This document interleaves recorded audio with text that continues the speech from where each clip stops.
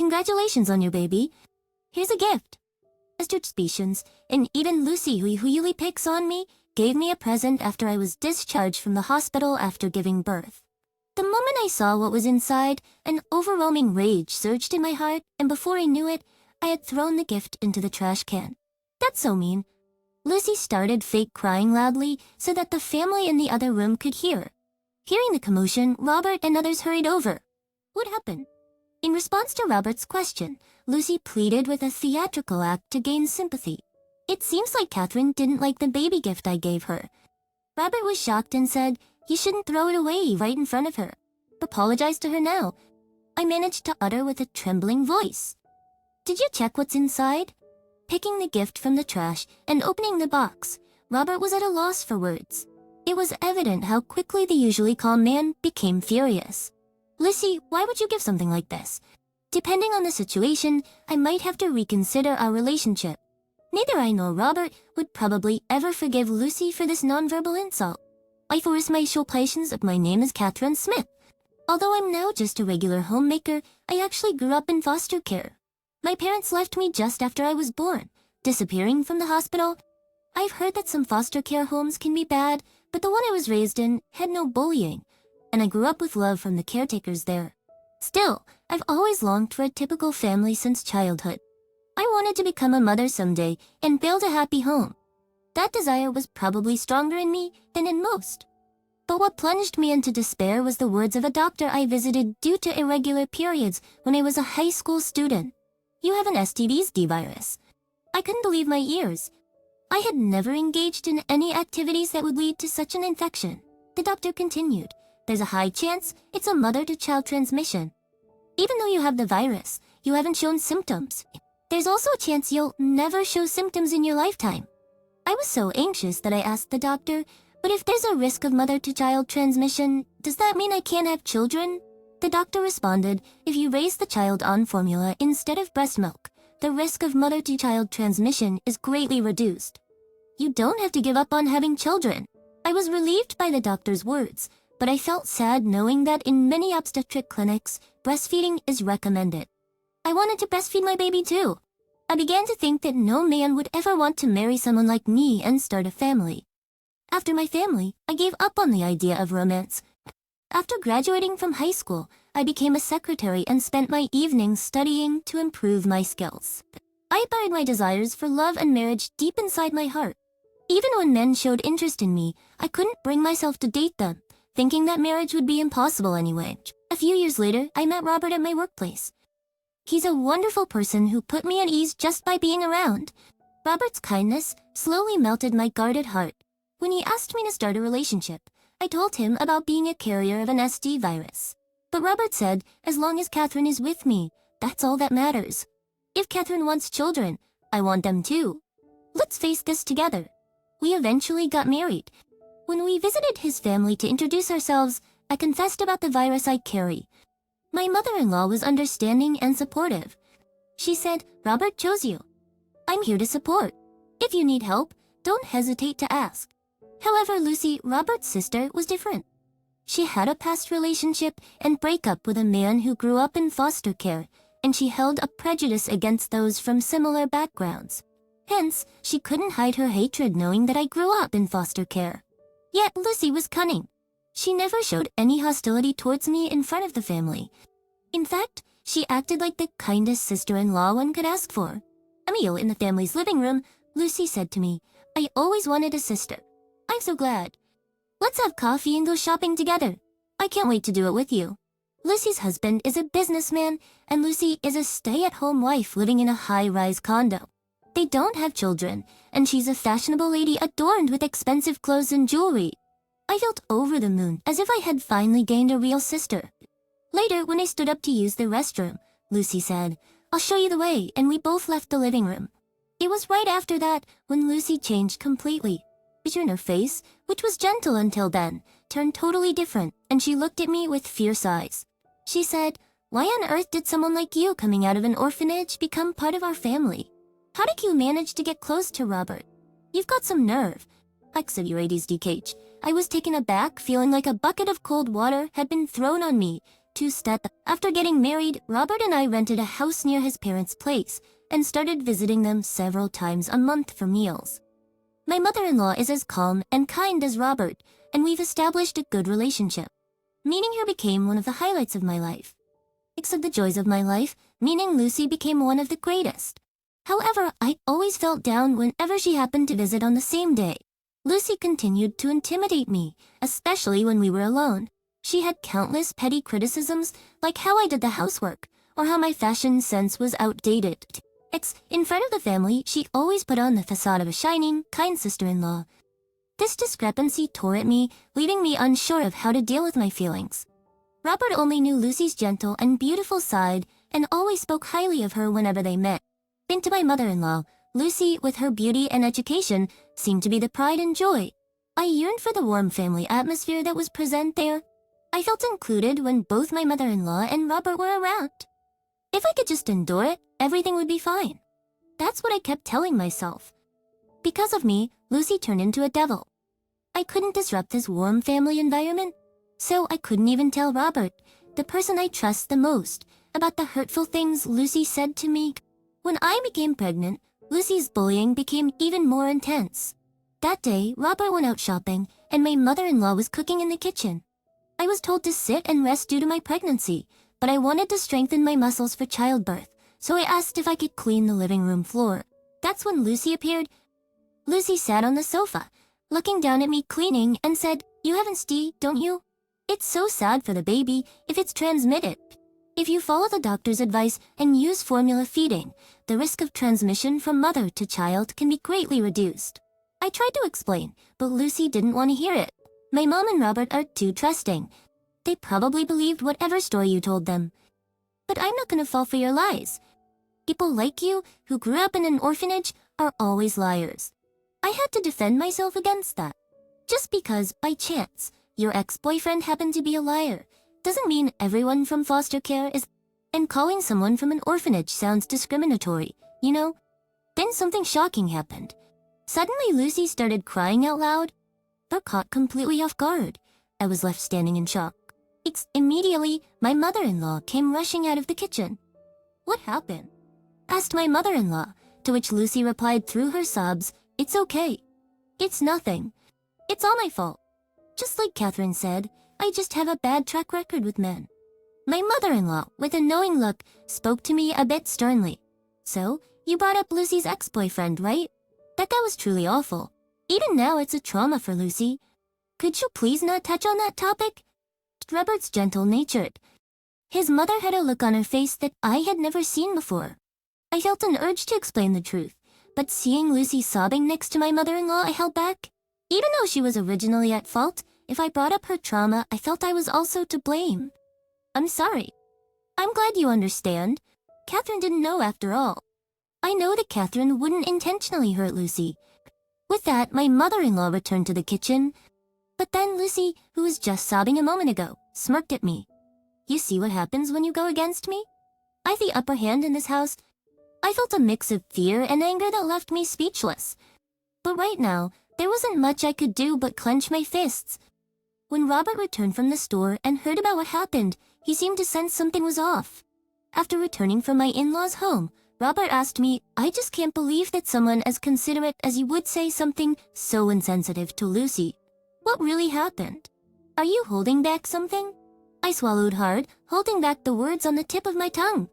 If I exposed Lucy's bullying now, Robert would probably believe me. But I wondered about my mother-in-law.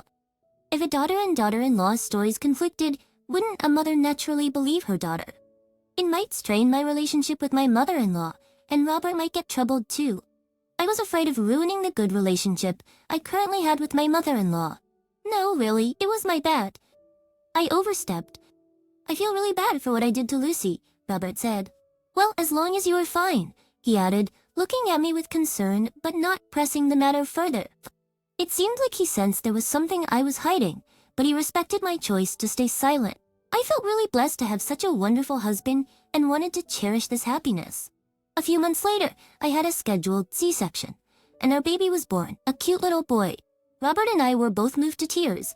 Because of hospital rules, only the husband was allowed to visit. So, my mother-in-law met her first grandchild when I was discharged. My mother-in-law came to pick us up in her car. He's so adorable. He looks just like Robert when he was a baby. But he has your eyes, Catherine? He's gonna be a heartbreaker, she said. After being discharged, I stayed at my in-laws' place. My mother-in-law said, "You just focus on the baby. Don't worry about anything else." She took care of all the other household chores. Given that I couldn't return to my own family for postnatal care, my mother-in-law seemed like an angel to me. But then, the woman who would throw me back into hell. Eppen into hell, I arrived at the house. Wondering, needless to say, it was Lucy. That day, Lucy brought her husband home with her. Lucy's husband, Tom, being a businessman, was tall and seemed very assertive. He looked perfect next to the beautiful Lucy, but he didn't smile once, which was a bit off-putting. Surrounding our baby and me, at the dining table were my mother-in-law, Lucy, Robert, and Tom. That day, we were going to enjoy a feast that my mother-in-law had put her heart and soul into. Lucy, with a big smile, handed me a large gift box. "Here, a gift to celebrate the birth," she said. It was from a luxury baby store, way out of my price range. Lucy looked a bit embarrassed as she said, "I'm not sure about my taste, and I'm kinda shy. Can you open it in the next room and tell me what you think? Just between us." I'll trust Lucy to think of everything. "Thank you. If it's from you, it's gotta be good," Robert cheered. I had a bad feeling, but I didn't want to ruin the mood, so I put on a smile and thanked her. "Thank you, Lucy." It was the last time I would smile at Lucy in my life. As I moved to the next room, Lucy, who was walking ahead of me, suddenly turned to face me. Usually, she has a sour look, like she's unhappy, but she was oddly cheerful and grinning. You probably don't often get gifts from a classy lady like me, right? You should be grateful. "Come on, open it," Lucy urged me. Swallowing hard, I looked at the box with the logo of a high-end children's store. The box, adorned with a neat blue ribbon, seemed to contain a quality gift. Taking a deep breath, I untied the ribbon and opened the box, only to let out a sharp gasp. I felt my knees and arms shaking uncontrollably. It was rage. Had I ever felt such strong resentment before? Lucy laughed leisurely and said, "Any decent mother would use this, right? If she's decent, that is." The next moment, I threw the present hard into the trash. I threw it so forcefully that the trash can toppled over, scattering garbage on the floor. Yet the trembling throughout my body didn't stop. I glared fiercely at Lucy and yelled, losing my composure. "What kind of person are you? That's so mean." After I put so much thought into picking it out, Lucy countered with a feigned crying voice. Hearing the shouting from the next room, my mother-in-law Tom and Robert, holding our baby, rushed in to see what was happening. "What's going on here?" my mother-in-law asked, tears streaming down her face. "It's my fault. I guess I have no sense of style. I thought it was chic, but it seems Catherine didn't like such a subdued color." Looking at the high-end store box, spilling out of the knocked-over trash, Robert had a shocked expression on his face. Then, addressing me, he said clearly, "I don't know what has happened between you and Lucy until now, but throwing away a gift right in front of her. That's low." Phrases to apologize to Lucy. Lucy immediately resorted to fake tears. "It's okay. I should have asked Catherine about her preferences before choosing. They say new moms can be emotionally unstable. Please, don't be too hard on her." "Lucy, you're too nice," Robert remarked, genuinely moved by Lucy's words. He then turned to me with a lecturing tone. "Catherine, she's saying this for your sake. Let's cool down and apologize together later." Unable to hold back anymore, I mustered a voice. "Did you check the contents properly?" "What?" Robert glanced at the trash can, puzzled. He slowly approached it and began to stack the protruding gift boxes. Just then, Lucy cried out in panic and said, "No." Trying to cover her tracks, she hastily explained, "The gift I gave Catherine was poorly received. I'm too embarrassed to show it. Just give it back, and I'll take it home." Lucy tried to snatch the box, but Robert was faster than her and opened the present. The next moment, the expressions of every adult in the room froze. "What's this?" And from my angle, all I could see was the back of Robert's ear and neck. I could tell that the back of his ear and neck were turning bright red in no time. "Lucy, can you explain this? What's going on?" It was the first and last time I ever heard the mild-mannered Robert raise his voice. This is something a mother would typically use, you know. My mother-in-law cast a stern look at Lucy, who was still feigning tears. "Lucy, You knew Catherine wasn't breastfeeding, right? You were there when Catherine explained it. So why would you give this as a baby gift? My mother-in-law then spread out the contents of the box for all to see. It was a high-end charcoal-colored nursing cover. This isn't about the color or the design, Robert said, glaring at Lucy as if she were gum stuck to the bottom of his shoe. Hey Lucy, you knew how self-conscious Catherine was about not breastfeeding. You were the one who told her that it doesn't matter whether she breastfeeds or formula feeds. So why did you gift something that targets her insecurities? My mother-in-law looked at Lucy in disbelief. Lucy, have you been harassing Catherine like this on several occasions? Upon hearing these words from my mother-in-law, Robert looked startled. But come to think of it, that day when you cried recently must have been because of something like this. I had a hunch something happened, but I never confronted it. Catherine, have you been constantly harassed by Lucy? I thought about revealing everything Lucy had done to me right then and there. I must have endured so much pain and hardship all this time. I probably shed tears when no one was looking. But overwhelmed by emotion, I couldn't find the right words and could only nod in agreement. My mother-in-law, with a firmer tone than usual, declared I don't want to see your face anymore. Leave now and you don't need to visit this house again. Lucy's lips curled into a smirk while she continued her fake crying. She shot me a triumphant glance for a split second and then quickly resumed her act. Come on, Mom. Catherine is a new mother. If you abandon her, what's going to happen to the baby? I've seen news about single moms struggling. For the baby's sake, please bear with it. Please forgive Catherine. Twin with tears in her eyes, Lucy appealed, but my mother-in-law shot her a cold look. I wasn't speaking to Catherine. I was speaking to you. Please leave now. Then, Lucy forgot to fake her tears and her eyes widened in shock. Suddenly, her face turned serious and she blurted out in a frantic voice, Mom, what are you saying? You're choosing this bad wife over me. My mother-in-law, with a somber look, responded, I thought you were my pride and joy. Educated, beautiful, kind-hearted. I had no idea you had such a malicious side. I'm ashamed I didn't notice sooner. I don't want to see you anymore. Please stay away from this house for a while. Flustered Lucy turned to Robert and said, Don't you think she's being too harsh? But Robert, even angrier than my mother-in-law, retorted, Do you even understand what you've done? Not a single apology, huh? I've made up my mind. I'm cutting ties with you. I won't see you ever again. After slamming this decision on Lucy, Robert turned to me and apologized. I knew you had problems. I thought it wasn't my place to intervene, and as a result, I made you suffer. I failed as a husband. Please forgive me. Then my mother-in-law also apologized to me. I was blinded by my love for my daughter. Even back then, I should have known that someone as considerate and hardworking as Catherine wouldn't say those things to Lucy. I regret not realizing it sooner. I'm truly sorry. They both genuinely understood my unspeakable feelings. On top of that, they accepted me. I was so happy about that. I couldn't help but shed tears. Please don't be sorry. I'd always been grateful for your kindness. Suddenly, Lucy, looking irritated, interrupted. She must have realized her act wasn't working anymore. Hey, what's this? Playing happy families. There's a woman here who's not part of the family, right? You're seriously going to believe her and kick me out? So Robert and Catherine gave Lucy a cold look and simultaneously said, Lucy, you're still here?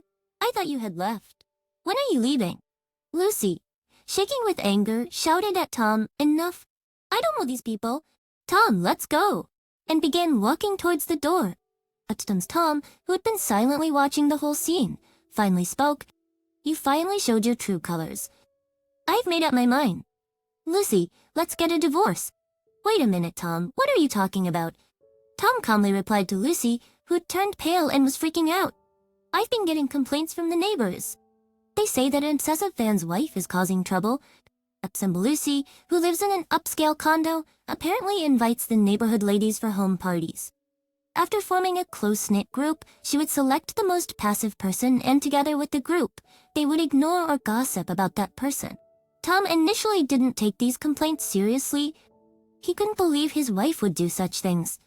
But one day, he witnessed the exclusion firsthand. I've told you to stop it many times.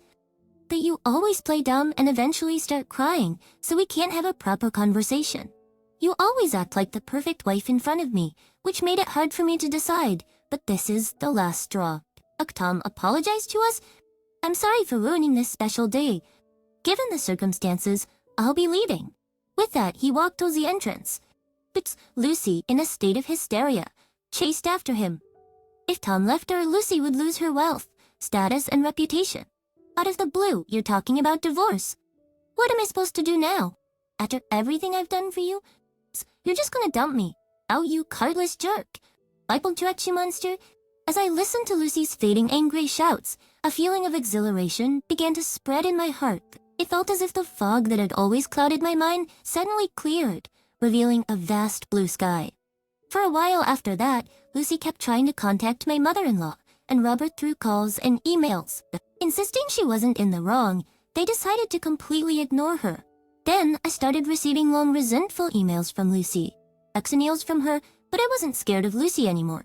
I briefly reported to Robert and promptly added Lucy's email address to the spam folder. It seems Lucy got a good scolding from Robert. As time went on, Lucy stopped reaching out to my mother-in-law and Robert. Half a year later, I stumbled upon an ad on a website for a luxury condo unit that Lucy used to live in. Rumor has it that Lucy and Tom did indeed divorce. A year later, a moving truck arrived at my mother-in-law's house, which had undergone extensive renovations. Robert and I began unboxing and storing the items brought in. From today, our family is going to live with my mother-in-law for real. My mother-in-law, who now requires regular medical checkups, initially hesitated, but I asked her to let us repay the kindness she showed us after childbirth. And my mother-in-law, who had already given up her driver's license, kept thanking us, though I felt like I should be the one saying thank you. Our baby, who had recently started walking, toddled around the spacious room. He's at that age where just walking is a thrill. Elbing our son, my mother-in-law smiled and walked behind him. Hey, this is our new home? In front of this heartwarming scene, Robert whispered to me. I nodded in response. Let's keep this happy family going.